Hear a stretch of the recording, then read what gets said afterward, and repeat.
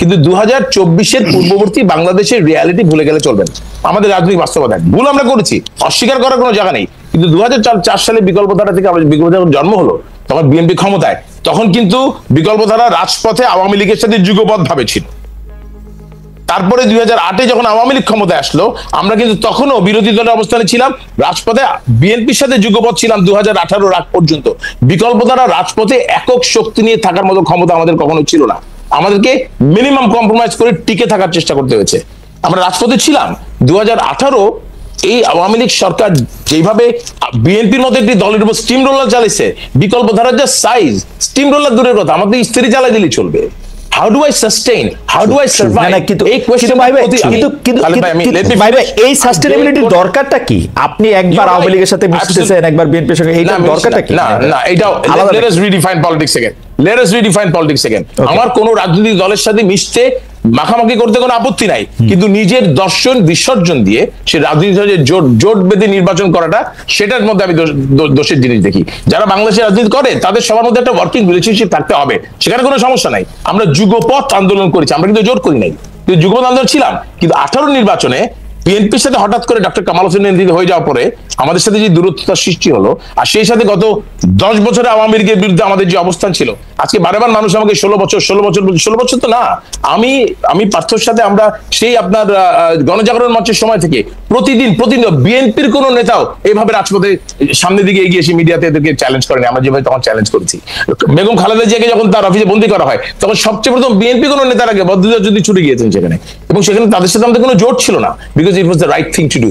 2018-তে ওই কাজটা আমরা করতে পারি নাই, that is the mistake. But let us call spade spade. এখানে এই জিনিসটা ছিল। আজকে দেখেন বিকল্প দল, ছোট দল, দুই দলের সাথে যুদ্ধ করে আমি টিকা থাকবো, এই সাহসটা আমরা দেখাইতে পারিনি। এই সাহসিকতা না দেখানোর কারণটাই আমি বলছি আমাদের একটা স্বার্থপরের মতো সিদ্ধান্ত হয়েছে। আজকে যারা ক্ষমতায় আছে, যারা উপদেষ্টা পরিষদ এবং যারা সরকার এবং এই সরকারের পক্ষপাতী, যেই পুরো এটা তো সরকারের ক্ষমতায়, প্রশাসন এদের, পুলিশ এদের, আর্মি এদের, সব এদের, তারপরও বিকল্প রাজনীতি প্রতিষ্ঠার জন্য তাদেরকে কম্প্রোমাইজ করতে হচ্ছে না, হচ্ছে না। It is difficult. আর আমরা তো সেখানেও ছিলাম না। আমাদের সেজন্য আমরা বলছি যে বিকল্প রাজনীতি প্রতিষ্ঠানের যে চ্যালেঞ্জের মোকাবেলা সবাইকে করতে হচ্ছে। আপনারাও চ্যালেঞ্জ করতেছেন, ইউ চ্যালেঞ্জ এভরিডে। আমি আপনার টক শো দেখছিলাম ওই দিন হাসনাত আব্দুল্লাহর সাথে, I saw the challenge that they had to face. হ্যাঁ, এবং সেখানে এই চ্যালেঞ্জগুলো তাদেরকে মোকাবেলা করেই কিন্তু একটা বিকল্প স্বপ্নটাকে বাস্তবায়নের চেষ্টা করতে হচ্ছে। আমাদের এই চেষ্টাটা আমাদেরকে তখন করতে হয়েছে। আজকে যারা বিকল্প রাজনীতি প্রতিষ্ঠার চেষ্টা করছে, ক্ষমতায় থেকে, রাষ্ট্রীয় দায়িত্ব থেকে, প্রশাসন তাদের পক্ষে রেখে আমাদেরকে বিকল্প থাকে একটা ছোট্ট রাজনৈতিক দল হয়ে, এবং সেখানে আমাদের একটা অহিংস রাজনীতির কথা বলে আমাদেরকে 20 বছর বিকল্প ধারাকে বিকল্প রাজনীতির কথা বলে রাজনীতিতে টিকে থাকতে হয়েছে। এই সরকার কিন্তু মাত্র 5 মাস গেছে, যদি 5 মাসে তাদের চ্যালেঞ্জের মোকাবেলা করতে হচ্ছে। অতএব the thing is, সবসময় লড়াই করে সবকিছু হয় না।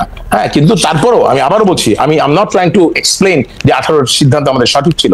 18 সিদ্ধান্তে আমাদের সঠিক কাজটি হতো, যেটা পার্থ বলে, যে হয় আমাদের নির্বাচন বর্জন করা উচিত ছিল, অথবা নিজের মতো করে এককভাবে নির্বাচনে গিয়ে সম্মানের সাথে পরাজয় বরণ করা উচিত ছিল। এই জায়গাটা আমরা তখন সাহস করতে পারি নাই, এবং এই সাহসিকতা না দেখানোটাই আমাদের সবচাইতে বড় দায় ছিল। সাহসের প্রসঙ্গে আমি একটু জনাব আব্দুল রহমান পার্থ আপনার কাছে যাই, যে আপনি অনেক জায়গায় আপনার সাহসের প্রশংসা পান, কিন্তু পাশাপাশি এই জিনিসটা আপনার কাছে, তো আপনিও নিশ্চয়ই অনেকবার শুনেছেন যে আপনার আসলে কোনো কিছু কেয়ার করতে হয় না, কারণ হচ্ছে যে আপনি সাবেক ফার্স্ট ফ্যামিলির খুবই নিকটাত্মীয়, অন্যদিকে আপনি যে রাজনীতিটা করছেন সেটা আবার আপনি বিএনপির সাথে ঘনিষ্ঠ, আবার পুরোপুরি বিএনপিও করছেন না। আপনার সাহস দেখানোর কারণ কি আসলে এইটা, নাকি আপনি কিভাবে এটা ব্যাখ্যা করেন? যে সাহস মাই ভাই দেখাতে পারে না, সেই সাহস আপনি সহজেই দেখালেন, এটার পেছনের কাহিনীটা আমরা একটু শুনতে চাচ্ছি। এই কথাগুলি আসলে তারা বলে যারা আমাকে আর অন্যভাবে ছোট করতে পারে না। মাহি ভাইও জানে what I have been through, আমি জানি, মাহি ভাই জানে, আমি 2 বার জেলও খেটেছি, মামলা হয়েছে, আর আমি করি। তো আমি তো শুধুমাত্র আওয়ামী লীগের ব্যাপারে না, এটা তো এই যে ইউনূস সাহেব আসার পরেও তো আপনি লক্ষ্য করেছেন, I was the first person to say যে জগ আর মগ নাড়ানোর জন্য তো ইউনূস সাহেব আসে নাই। আমি ওই দিনও পাবলিক মিটিং এ বলেছি যে আওয়ামী লীগের মাথা 17 বছরে শেষ হয়েছে, তোমাদের মাথা শেষ হতে 17 মিনিট লাগবে না। তো আমার কথা ছিল যে আমার ব্যক্তিত্বটাই এমন যে আমি এভাবে কথা বলি।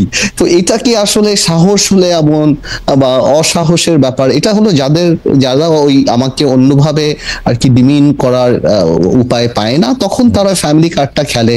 বাট ওরা যদি দেখে আমিও 9 দিন রিমান্ডে ছিলাম, জেলে খেটেছি, আমিও পালিয়ে বেরিয়েছি, আমিও এর আগেও জেল খেটেছি এবং সব দিক থেকে এখন কেউ যদি মনে করে আমাকে নর্মাল একটা ইউনিয়ন বা ইসের কর্মীর মতো ধরে নিয়ে যে পিটিয়ে একদম হাত পাও ভেঙে দিবে, তো আমার মনে হয় জাতীয় পর্যায়ের নেতাদের তো এগুলি আওয়ামী লীগ করে নাই, যদি করতে হয়তো সেটাও ফেস করতে হতো। কিন্তু আসলে জিনিসটা এরকম আমার মনে হয় যারা এই কথাগুলি বলে ওনাদের বোঝা উচিত এক একটা মানুষের ব্যক্তিত্ব এমন থাকে। আবার এই সরকারকে আমি 100% সাপোর্ট করছি এবং বস্তুনিষ্ঠ সমালোচনা করে করছি। আমি বিএনপিকেও যখন ছেড়ে দিয়েছিলাম, আওয়ামী লীগে আমি যাইনি, অনেকে মনে করতো তখন এই বুঝে আওয়ামী লীগে চলে যাবে এই আত্মীয়, এবং যখন ফারুক সাহেব মারা গিয়েছিল অনেকে মনে করেছিল আমি গুলশানে নির্বাচন করব, সেখানে আমি হিরো আলমকেও সাপোর্ট করেছি। সো তাও আমি যাইনি। সো আমার পার্সোনালিটিটাই জানি কেন জানি খালেদ একটু এই টাইপের, এটা জানে। আপনি যেহেতু কথাটা তুললেন সেইটা খুবই ইন্টারেস্টিং যে আপনি আসলে হিরো আলমকে সাপোর্ট করে দিলেন এবং হিরো আলমকে বিভিন্নভাবে সামনে নিয়ে আসলেন এবং পুরো ইলেকশনটাকে একটা, আমি যদি বলি যে এটাকে একটা প্রায় ফার্স আপনি বানায় দিলেন। এইটা কি আপনি মানে এটা কি আপনি একটা মানে আপনি এখন এটাকে আসলে কিভাবে দেখেন, মানে হাউ ইজ দ্যাট? না, জিনিসটা আসলে এরকম ছিল না। জিনিসটা ছিল আপনারা হয়তো হিরো আলমকে বলছেন, যে হিরো আলমের ওই কোয়ালিটিটা দেখেন যে আওয়ামী লীগের কাছে বিক্রি হয় নাই হিরো আলমকে আপনি তার বেড়ে ওঠা বা তার পার্সোনালিটি দেখে যথেষ্ট আপনি প্রশ্ন করতেই পারেন। কিন্তু কিছু কিছু জায়গায় আমি যখন দেখেছি যে আওয়ামী লীগের কোটি টাকার কাছেও বিক্রি হয় না বা সাহসের সাথে যেভাবে ফেস করেছে, বাংলাদেশের অনেক স্ট্যাবলিশ রাজনীতিবিদদের চেয়েও তাকে আমার ওই জায়গাটা আমাকে অনেক টাচ করেছে। ওকে, আপনি হয়তো তার অ্যাপিয়ারেন্স, তার যোগ কিন্তু উনি আবার বগুড়ায় গিয়ে লেখাপড়ার প্রসঙ্গ তুলে আবার বিএনপি নেতৃত্বকে প্রশ্ন করে, মানে যেখানে আমি কিন্তু একটা কথা বলি, তার রাজনৈতিক মেধা, তার ক্যারেক্টারিস্টিক, এইটা কথা বলছি না, বাট আমি ওই সময় দেখেছি he had an option to be bought by Awami League, which he didn't pay. সে ওইটা করে নাই। সো ওই জায়গাটার কথা বলছি। ওনার পার্সোনালিটির কোনো ফ্যান আমি না, বা আমি ওইটা বলছি না ও পরে কি করছে এর নামে মামলা, ওইটা ওনার পার্সোনালিটি। বাট ওইটা করার কারণটা বা সাপোর্ট করার কারণটা ছিল যে আওয়ামী লীগ এমনি পলিটিক্সটাকে অনেক কোয়েশ্চেনেবল করে দিয়েছে, এবং আরাফাত যত পাকনা কথা বলতেন ওই সময়, I am sorry for my language, but like তাত্ত্বিক কথাবার্তা বলতেন। তো আমি চিন্তা করছিলাম যে উনি ভোট চুরি করে এমনি চলে যাবে, তো রাদার এখানে একটু এনজয়মেন্ট, একটু এন্টারটেইনিং কিছু যদি এবং কেমন ছিল এটা, এবং এটা কেমন ছিল ফাইনালি? তো হিরো আলম তো একদম জাতিসংঘে চলে গিয়েছে, ওকে এই পর্যন্ত চলে গেছে। একটা আমি মাহি ভাইকে দিয়ে একটা প্রশ্ন শুরু করতে চাই, যেটার উত্তর আসলে আমরা একটু পার্থের কাছেও একটু আশা করবো। এটা কমন প্রশ্ন আপনাদের দুজনের জন্য। সেটি হচ্ছে যে এরকম পাকিস্তান একটা ভালো উদাহরণ না, মানে পাকিস্তান তো অনেক রকম ঝামেলার মধ্যে দিয়ে গেছে, সংবিধান হইতে দেরি হয়েছে, বহু সামরিক শাসন হচ্ছে, কিন্তু ইমরান খান কিন্তু মুসলিম লীগ আর পিপলস পার্টির প্রাধান্য খর্ব করে তেহরিকে ইনসাফকে পাকিস্তানে একটা বড় দল করতে পারছেন আর কি। এটাতে নিয়ে বাংলাদেশে আওয়ামী লীগ ও বিএনপির বাইরে বিকল্প কোন দল রাজনৈতিকভাবে সেভাবে বড় হওয়ার একটা সম্ভাবনা কি আপনারা দেখেন? তবে এখানের মধ্যে একটু বইলা রাখা ভালো যে পাকিস্তানের ব্যাপারটা তো হচ্ছে যে ওরা জানি কেমনি করে বলে 3A মনে হয়, যে আলেম, আর্মি, আরেকটা জানি কে, যে ওরকম আর্মি, বিশেষ করে আর্মি যারা ব্যাক করে তারা একটা বড় দলের মধ্যে এটা আসলে পরিণত হয়। আপনারা এরকম কোনো কিছু দেখেন কিনা এই সরকারের মধ্যে? এখন যারা আছেন, আমরা শুনতেছি নতুন দল হবে, সেটাও সেরকম দেখেন কিনা? মাহি ভাইকে আগে শুনি, তারপর আমরা পার্থকে শুনবো এই ব্যাপারে। জি, থ্যাংক ইউ। আমি পাকিস্তানের বিষয়টা আসছি, কিন্তু এর আগে পার্থ অনেকগুলো গুরুত্বপূর্ণ কথা বলছি, আমি 30 সেকেন্ডে শেষ করবো। একটা হচ্ছে কি, যে জিনিসটা বলেছে আপনি, যেটা পার্থের সম্পর্কে যেটা বললেন, যে অনেকে বলে যে ফার্স্ট ফ্যামিলির সাথে তার সম্পর্ক ছিল। আসলে কি খালেদ ভাই, আমি তো আজকে একটু it could be a little dangerous, because আমি ওই একেবারেই খোলা মন নিয়ে কথা বলছি তো আজকে, এবং খোলা মন নিয়ে বলবো, তবুও আমি চেষ্টা করবো যে যতদূর পর্যন্ত পাবলিক ডোমেইনে বলা যায় সেগুলি আমি বলছি। কিন্তু সত্যি কথা বলতে, আজকের আপনার এই টক শোটা যদি আমার আর পার্থর মাঝে মাঝে রাত্রেবেলা কিন্তু অনেক গভীর রাত পর্যন্ত আলোচনা হয়, সেই আলোচনা যদি আপনি আপনার রেকর্ডে করতে পারতেন, তাহলে সেটা যে কি হতো আমি জানি না আসলে। হ্যাঁ, বিকজ সেখানে আমাদের সত্যিকারের সত্যানুসন্ধান, আমাদের মনের কথা, আমরা আসলে কি চাই সেগুলো জানে। পার্থ বারবার যে বলছে যে মাহি ভাই জানে, ইট ইজ কারেক্ট।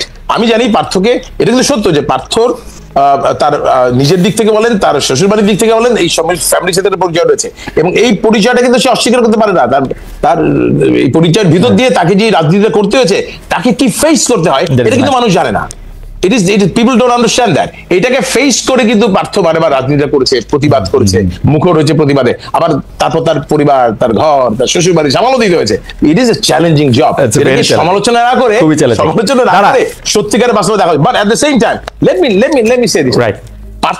পার্থ যেমন বলছে মাহি ভাই জানে, আমি বলি আমার পার্থ ভাই অনেক কিছু জানে।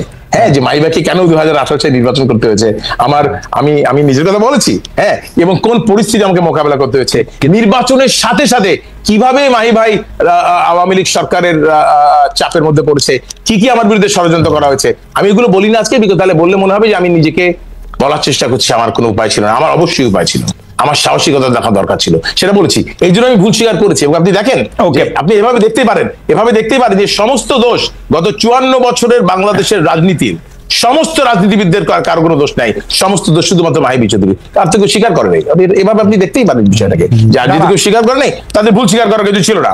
যা ভুল রাজনীতিতে হয়েছে, মাহি চৌধুরী হয়েছে, কিন্তু আল্লাহর রহমতে, আল্লাহ তাআলার রহমতে হাতে রক্তের দাগ। 30 সেকেন্ড, আল্লাহ তাআলার রহমতে মানুষকে আমার মনে হয় যে আমার বক্তব্য আপনার পাকিস্তানের বিষয়টা